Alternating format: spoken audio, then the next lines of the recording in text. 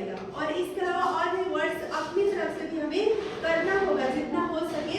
जो बैंकिंग में जाना चाहती है वो अभी से ही वर्ड का कलेक्शन करे, ठीक है, सीखे, डेली 10 वर्ड कम से कम सीखे, ठीक है, वो काम करेगा। दूसरा